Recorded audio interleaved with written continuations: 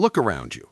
In any social situation, a crowded room, a business meeting, a first date, there are always two kinds of people. There is the prey. They are reactive. They shrink from attention. Their internal compass is constantly asking, am I safe? Am I accepted? What do they think of me? They are waiting for permission to exist. They are easily manipulated, perpetually anxious, and their greatest fear is confrontation or rejection. They are always on the defensive, and they don't even realize they're projecting this vulnerability. Then there is the hunter. They are proactive.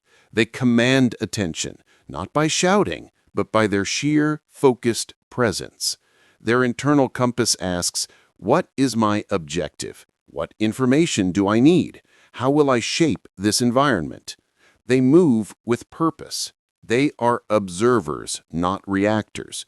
They understand that social dynamics are not about being liked. They are about intentional engagement. For too long, you've been trained to be the prey. Society, with its constant focus on approval and validation, rewards passivity. But your primitive, powerful brain, the one that ensured our species' survival, knows better. That brain is waiting to be reactivated. This is the definitive masterclass on the hunter's mindset. Over the next 5,000 words, we are going to dismantle the passive social programming that holds you back and install the 7 rules that transform your anxiety into purpose and your timid reaction into magnetic, focused action. Stop waiting for life to happen to you and start hunting for the opportunities you deserve. The fundamental difference between the hunter and the prey is time. The prey reacts instantly to stimuli, a sudden noise, a judging gaze, a perceived threat. The hunter buys time. They insert a crucial millisecond of conscious awareness between the stimulus and their response. This is the pause and scan. In evolutionary terms, the prey bolts, the hunter freezes, assesses the terrain, and chooses the most optimal path. In a modern context, this means when someone challenges you, when you walk into a new room, or when you receive unexpected news, your first action is inaction. The psychological mechanism. This technique intercepts the amygdala's fight or flight signal. By forcing a pause, you shunt the processing to the prefrontal cortex, the seat of rational executive function. You move from the emotional brain to the strategic brain. Practical application. When entering a party, don't immediately look for someone you know or pull out your phone. Pause at the entrance. Take a slow, deep breath. Then, slowly and deliberately, scan the room. Observe the power dynamics. Who is leaning in? Who is standing alone? Where is the center of gravity? You are a detective collecting data, not a supplicant seeking refuge. Historical example, Napoleon Bonaparte. Napoleon was a master of the pause. During the chaos of battle, his ability to stand still, observe the entire field, and then issue a concise, devastating order was the hallmark of his hunter's vision. He refused to be overwhelmed by the immediate noise, instead prioritizing a complete environmental scan. Practice exercise. For the next 3 days, before you speak in any conversation, impose a 1-second delay. Let the other person's sentence hang in the air for just a moment longer than feels comfortable. You'll find your responses are clearer, more impactful, and carry more weight. The prey is always ready to run. The hunter is anchored. Your anchor is your nonverbal commitment to the space you occupy. It dictates whether you are perceived as temporary or permanent, insignificant or impactful. This goes beyond a simple good posture. This is about the physics of your body in relation to the world. The psychological mechanism. The human brain unconsciously translates physical commitment to social authority. A stable, grounded posture signals low threat and high confidence, because a confident individual does not need to be ready for instant flight. Practical application: the anchor technique. Lower your center of gravity. Imagine a heavy chain dropping from your navel to the floor. Don't stand tall, stand heavy. Slow the tempo. Slow your movements. When you sit, don't flop, place yourself deliberately. When you walk, don't scurry, move at a pace that suggests you have all the time in the world. Rushed movement is the signature of the prey. The breath. The deepest anchor is your breath. Slow, diaphragmatic breathing is an unmistakable signal to your own nervous system and to everyone observing you that you are not under duress. Corporate example: CEOs and executives. Think of a powerful CEO in a negotiation. They rarely fidget, they take up space. They lean back, not forward. They control the pace of the discussion by controlling the pace of their body. They are anchored. Practice exercise. Today, every time you sit down, consciously take up 20% more space than you need. Let your arms rest naturally. Do not cross your feet under your chair. Anchor your feet firmly on the ground. Case Study 1. The Meeting Room Transformation. Applying Rules 1 and 2. Scenario: Sarah, a talented but anxious manager, is presenting a budget proposal to senior VPs. Prey mentality Sarah.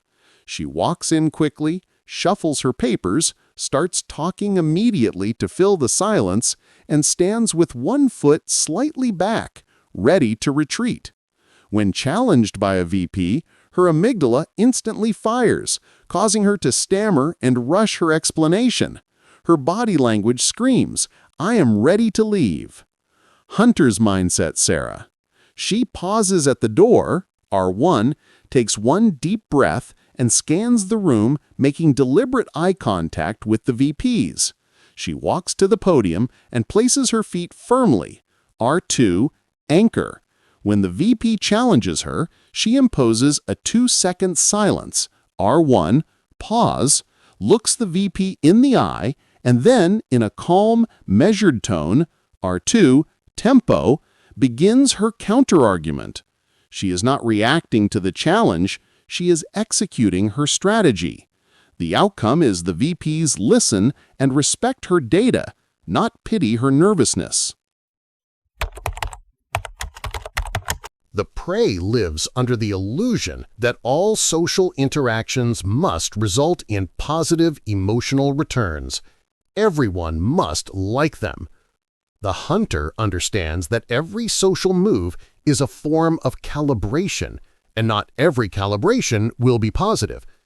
Social engagement is inherently zero-sum for attention. You must be willing to accept the risk of friction. The psychological mechanism. This rule dismantles the need for universal approval. Your brain must understand that choosing to be authentic, direct, or even contrarian in a social setting is a strategic move, not a moral failure.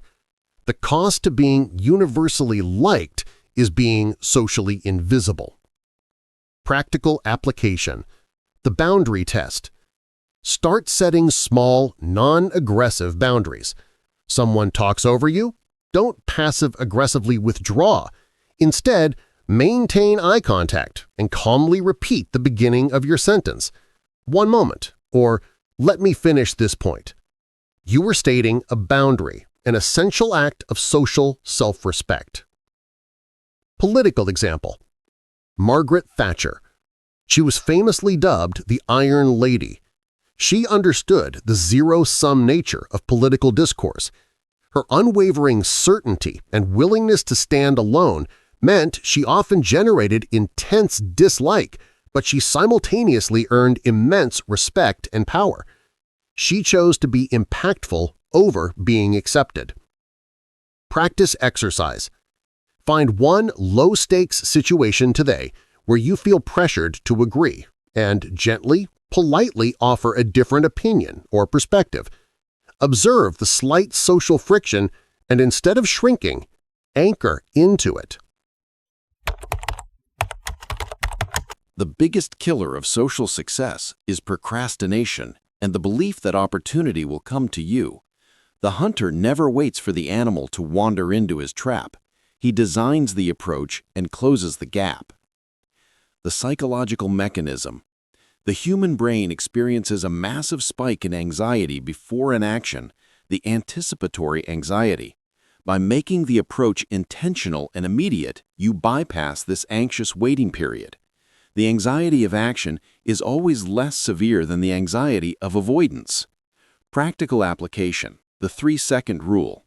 If you see someone you want to talk to, a networking contact, or a new romantic interest, you have 3 seconds from the moment the thought appears to the moment your feet start moving. No internal debate, no planning the perfect opening line. You are physically closing the distance. The act of movement is the commitment. Military example. General George S. Patton. Patton was a man of immediate action. He believed in taking the initiative quickly to overwhelm the enemy's ability to react. Socially, the equivalent is that you must strike before your opponent, your inner doubt, can marshal its forces. Practice exercise. At your next social outing or meeting, identify a person you would normally be intimidated to talk to. Apply the 3-second rule. Simply walk over, make a non-committal opener, interesting weather we're having, or I love your tie, and let the conversation flow naturally. Commitment is the key. Under the case study 2, the network event shift, applying rules 3 and 4. Scenario. Mark is at a major industry networking event. Prey mindset Mark. He circles the room, tries to look busy on his phone, and hopes someone will approach him. He spots a VP he admires, the target, but waits 15 minutes trying to rehearse the perfect line. He ultimately doesn't approach, fearing the VP might be rude, R3 failure, and goes home feeling frustrated, R4 failure. Hunter's mindset Mark. He spots the VP, he immediately activates the 3-second rule, R4, and walks straight over.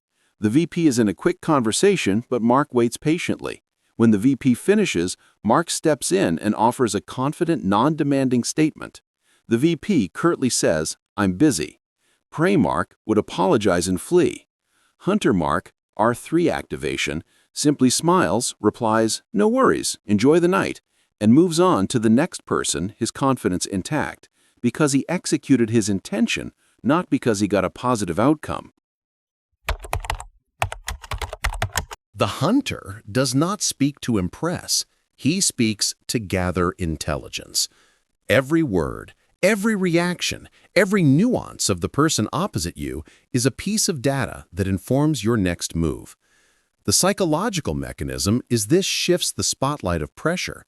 When you are focused on extracting information from someone else, you are no longer worried about what they are extracting from you. This is the essence of social power. Asking questions is more powerful than making statements. Practical application, the drill-down question. Prey mentality asks surface-level questions.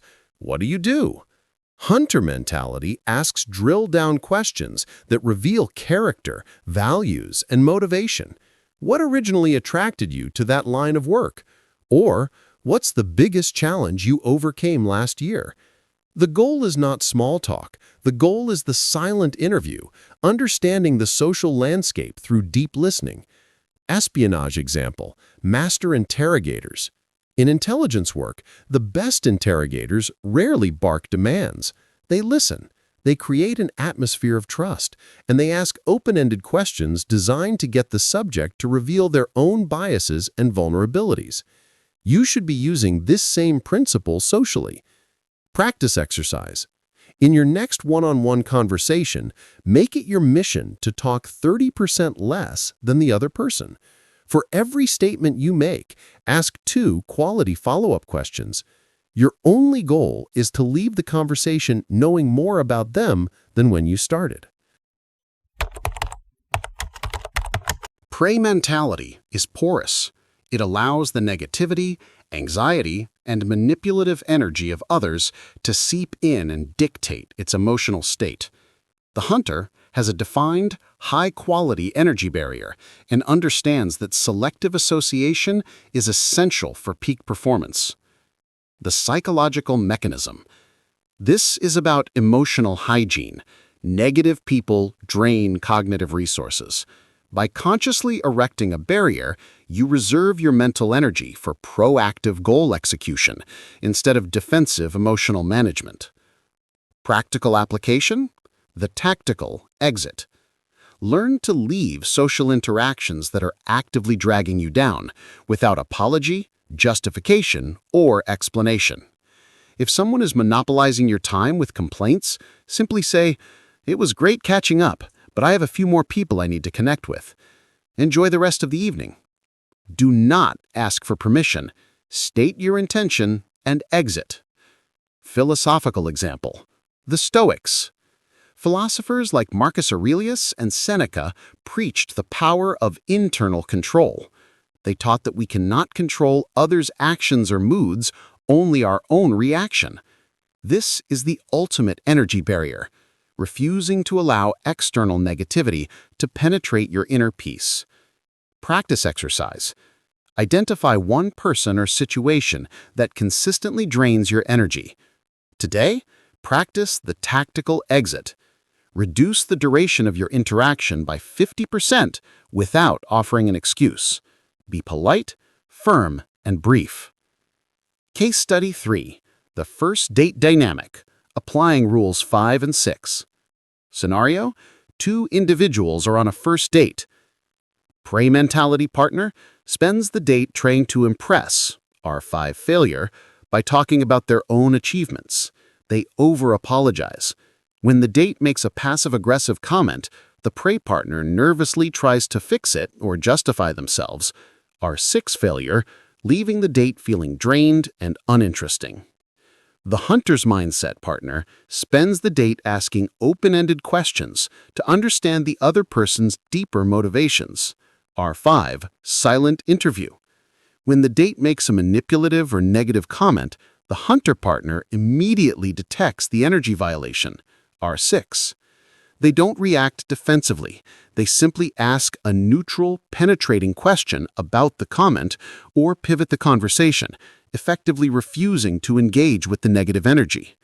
They leave the date knowing exactly who the other person is and with their own high energy intact. The final rule is the ethical anchor of the hunter's mindset. The apex predator does not hunt for sport. It hunts to sustain itself and, critically, to maintain the health and balance of the ecosystem. The true social hunter does not use this power to manipulate or dominate. They use it to elevate and lead. The psychological mechanism. True power is not about taking, it's about making others powerful. This rule moves your focus from self-gain to social contribution. This eliminates the risk of becoming a toxic, manipulative narcissist. Your power is maximized when you share the bounty. Practical application. The spotlight shift.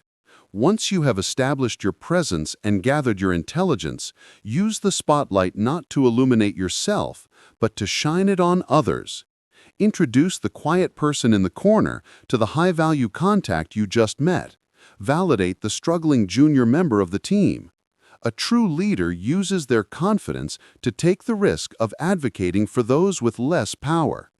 Contemporary example. Leaders in tech or innovation. The most admired leaders, that is, those who genuinely inspire loyalty, not just obedience, don't boast about their wins. They constantly talk about the potential of their team, their mission, and the future. They are hunters who provide security, vision, and a defined path for the tribe. Practice exercise. Today, identify a quiet, talented person in your social or professional circle.